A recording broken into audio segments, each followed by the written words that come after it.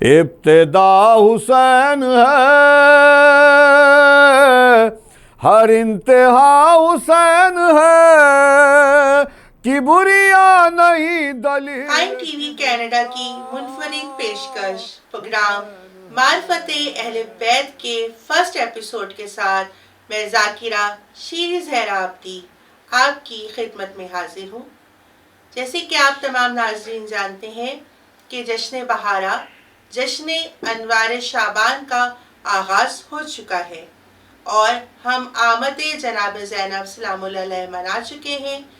آج ہم اپنے اس فرسٹ پروگرام میں جس شخصیت کے بارے میں بول رہے ہیں وہ شخصیت ہے کہ جس کے لیے اجمیر سے خواجہ اجمیری نے یہ صدا دی تھی کہ شاہ است حسین، بادشاہ است حسین، دین است حسین، دی پناہ است حسین، سردار نردار در دست یزید، حقہ کے بنائے لا الہ است حسین۔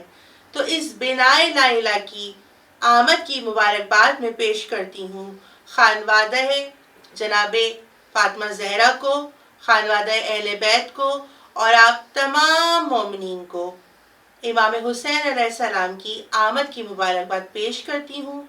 آج ہم نے اس عظیم پروگرام میں جس مہمان شخصیت کو دعوت دی ہے وہ کسی تعارف کے محتاج نہیں ہے۔ 40 سال سے علامہ صاحب دنیا کے مختلف ممالک میں خطابت سر انجام دے رہے ہیں۔ جناب علامہ سید زہیر آبدی صاحب، السلام علیکم۔ علامہ صاحب، جیسے کہ آپ کو معلوم ہے کہ میں آپ کو اور پورے خانوادہ اہل بیت کو امام حسین علیہ السلام کی آمد کی مبارکباد پیش کرتی ہوں۔ آج اتنی خوشی کا دن ہے کہ جس خوشی کی کوئی ہمیں نظیر نہیں ملتی، اور جیسے کہ آپ کو معلوم ہے کہ امام حسین کی شخصیت پر بولنے کے لیے تقریباً کتنا زیادہ علم ہونا چاہیے کہ امام حسین علیہ السلام کی شخصیت ایسی ہے کہ جو بنائے لا الہ ہے، کہ جن کے لیے کہا جاتا ہے کہ جہاں امام حسین علیہ السلام کی اتنے القابات ہیں، وہاں پہ اجمیر شریف سے خواجہ اجمیری نے جو کہا کہ امام حسین بنائے لا الہ ہے، تو اس سلسلے میں آپ ہمیں بتائیے، ہمارے علم میں تھوڑا بہت اضافہ فرمائیے کہ وہ بنائے لا الہ کیسے ہیں۔ بسم اللہ الرحمن الرحیم۔ تمام عالم اسلام کو امام علی مقام کی ولادت مبارک ہو۔ آج امام حسین کی ولادت دراصل دین اسلام کی بقا کا دن ہے، یعنی امام حسین ہی وہ ذات ہیں جس نے آدم سے لے کر خاتم تک تمام انبیاء کی محنت کو بچایا ہے۔ خواجہ اجمیری نے کہا شاہ است حسین، بادشاہ است حسین، دین است حسین، دین پناہ است حسین، سر داد نہ داد دست در دست یزید، حقہ کے بنائے لا الہ است حسین۔ اس میں جو سب سے اہم چیز ہے کہ بنائے اللہ نہیں کہا، بنائے توحید نہیں کہا، بلکہ بنائے لا الہ کہا۔ الا اللہ کا جو پیغام تھا وہ رسول نے پہنچا دیا تھا، یعنی اللہ کے سوا کوئی معبود نہیں ہے، وہ پیغام رسول نے پہنچا دیا۔ لیکن بعد رسول وہی فرعونیت نے سر اٹھایا، اور ساتھ اس کے کہ اللہ بھی ہے، نماز بھی ہے، روزہ بھی ہے، زکوٰۃ بھی ہے، اس کے ساتھ شہرت کے خدا، دولت کے خدا، طاقت کے خدا، یہ خدا بن کر یزید سامنے آیا اور کہا کہ میری خدائی کو بھی تسلیم کیا جائے۔ یعنی جہاں ایک خدا ہے وہاں، جو جیسے عرب میں تھا 360 بت تھے، 360 بتوں کی ہوتی تھی، پرستش ہوتی تھی، اسی طرح یزید کی شکل میں ان طاقت کے خداؤں کا، دولت کے خدا کا، شہرت کے خدا کا کی بھی پرستش ہونے لگی تھی۔ امام حسین نے یہ بتایا کہ قانون صرف اللہ کا چلے گا، پرستش عبادت صرف اللہ کی ہوگی، اطاعت صرف اللہ کی ہوگی، کسی اور کی نہیں ہوگی۔ تو چونکہ یہ جو انا، بت پرستی، طاقت اور دولت اور شہرت اور حکومت کے خداؤں سے کو امام حسین نے رد کیا ہے کہ یہ خدا نہیں مانے جائیں گے، اس لیے خواجہ اجمیر نگری نے کہا حقا کہ بنا لا الہ است حسین۔ بہت خوب علامہ صاحب۔ علامہ صاحب آپ مجھے یہ بتائیے کہ جیسے کہ آپ کو پتہ ہے کہ نہ پوچھئے کہ میرے حسین کیا ہے، یعنی امام حسین کی شخصیت ایسی ہے کہ تاریخ ہمیں یہ بتاتی ہے کہ جناب ام ایمن سے روایت ہے کہ ابھی آن حضرت علیہ السلام کی دختر جناب سیدہ کے شکم کے اندر امام حسین موجود تھے، اور آپ جیسے کہ آپ کو بھی پتا اور ہمارے ناظرین بھی یہ جانتے ہیں کہ جناب یحییٰ اور امام حسین علیہ السلام میں ایک مماثلت ہے کہ دونوں ہی 6 مہینے تک شکم مادر میں رہے ہیں۔ تو جناب ام ایمن یہ روایت کرتی ہیں کہ جناب سیدہ نے ایک روز رسول خدا سے یہ ارشاد فرمایا تھا کہ بابا یہ جو میری شکم کے اندر موجود بچہ ہے یہ مجھ سے باتیں کرتا ہے، تو یہ واقعہ اگر آپ ہمیں تھوڑا سا بتائیں۔ یہ شکم مادر میں بات کرنے کی تمام ائمہ معصومین کے پاس یہ اختیار تھا، جو ان کی نورانیت تھی، جو ان کی حقیقی حیات ہے، چونکہ وہ کامل ہے، بشریت کے تقاضے اور بشریت کے ادوار پورے کرنا اور ہے۔ خود مولا کائنات حضرت علی اپنی والدہ کے شکم میں ماں سے باتیں بھی کیا کرتے تھے، اور جب رسول خدا آتے تھے تو وہ انہیں کھڑے ہونے پر مجبور بھی کیا کرتے تھے، اور وہ جناب فاطمہ بنت اسد نے کہا بھی کہ میرے شکم میں جو بچہ ہے یہ مجھ سے کلام بھی کرتا ہے، اور جب آپ آتے ہیں تو آپ کے احترام میں مجھے کھڑا ہونے کے لیے مجبور بھی کرتا ہے۔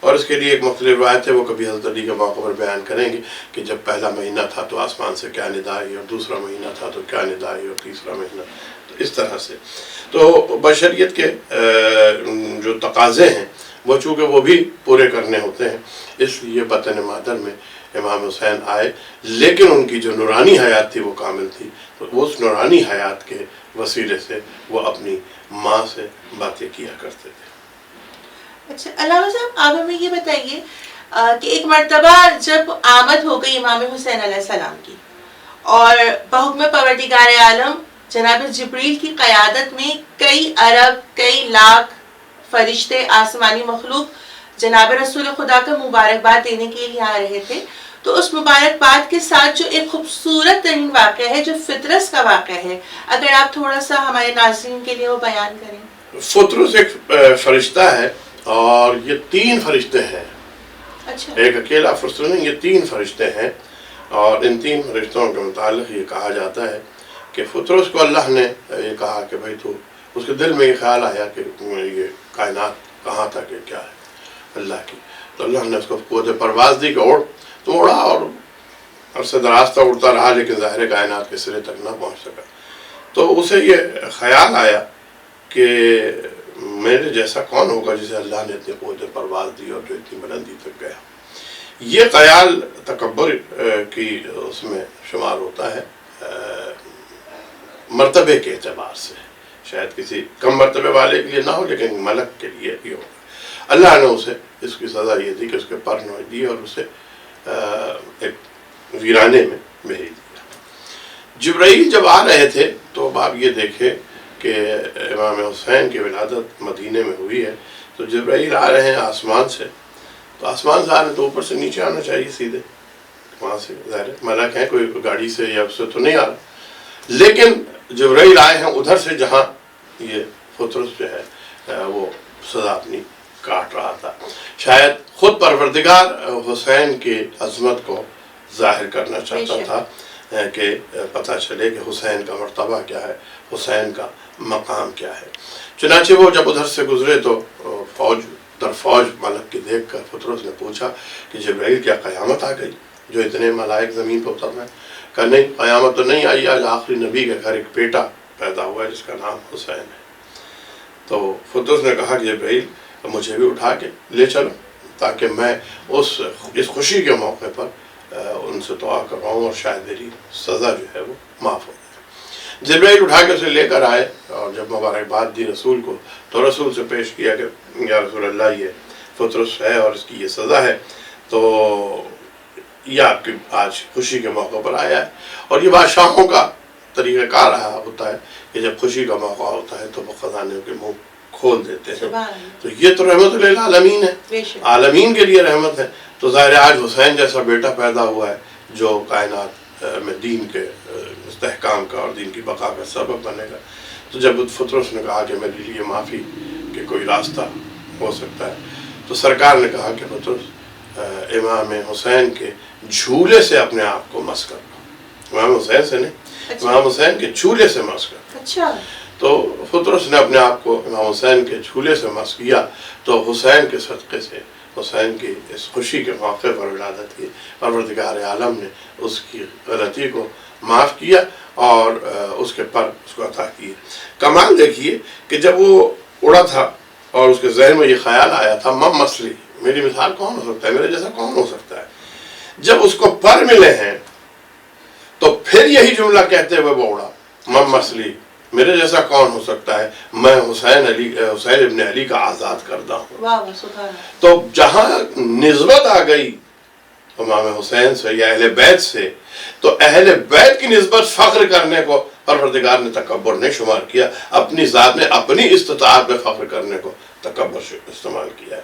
لیکن اگر اسی نعمت کو جو آپ کو پروردگار نے دی ہے، کسی صورت میں دی ہے، کسی حالت میں دی ہے، اگر آپ اسے اس سے منسوب کریں کہ مجھے اہل بیت نے یہ دی ہے، اہل بیت کے صدقے سے مجھے ملی ہے، رسول کے صدقے سے ملی ہے، رسول کے گھرانے کے صدقے سے ملی ہے، تو پھر جب نسبت آ جائے گی تو آپ کا تکبر نہیں رہے گا، وہ آپ کی اپنی ذاتی نسبت نہیں رہے گی، وہ ان کا وسیلہ رہے گا، اور اس وسیلے میں فخر کرنے کو پروردگار نے جرم نہیں مانا.